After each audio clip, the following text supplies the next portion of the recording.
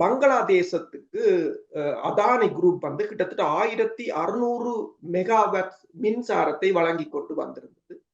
ஆனால் இப்போது ஹசீனா அரசு அங்கிருந்து அகற்றப்பட்ட பின்னர் அதானி நிறுவனம் வந்து இந்த நவம்பர் மாதத்துடன் பங்களாதேஷ் முற்றுமுழுதாக பணத்தை செலுத்தாது விட்டால் அதனை மின்சாரத்தை நிறுத்தப் போவதாகவும், அவ்வாறு நிறுத்தினால் பங்களாதேசத்தின் பெருமளவான இடங்கள் இருளில் மூழ்கக்கூடிய சூழ்நிலை ஏற்படும் என்று சொல்லியும் அதுக்கு ஒரு கார்ட்டூன் போட்டிருக்கிறார்கள் என்று சொன்னால் அதானியின் காலில் பங்களாதேசம் வீழ்ந்து வணங்குவது போல ஒரு காட்டும். அதற்கு கீழே ஒரு வரி எழுதியிருக்கிறார்கள், இது இலங்கைக்கு ஒரு பாடம். நாங்கள் இனிமேல் அதாவது எந்த ஒரு அத்தியாவசிய சேவைகளிலும் ஏனைய நாடுகளை தங்கியிருக்க கூடாது என்னும் போது அவர்கள் கூறுகிறார்கள், இந்த அதானியின் மன்னார் ப்ராஜெக்ட் வந்து இலங்கையை தங்கள் காலடியில் விழ வைப்பதற்கான ஒரு மறைமுக திட்டம் என்று சொல்லியும் இப்பவே அதற்கான எச்சரிக்கை மணி அடித்திருப்பதாகவும் கூறியிருக்கிறார்கள்.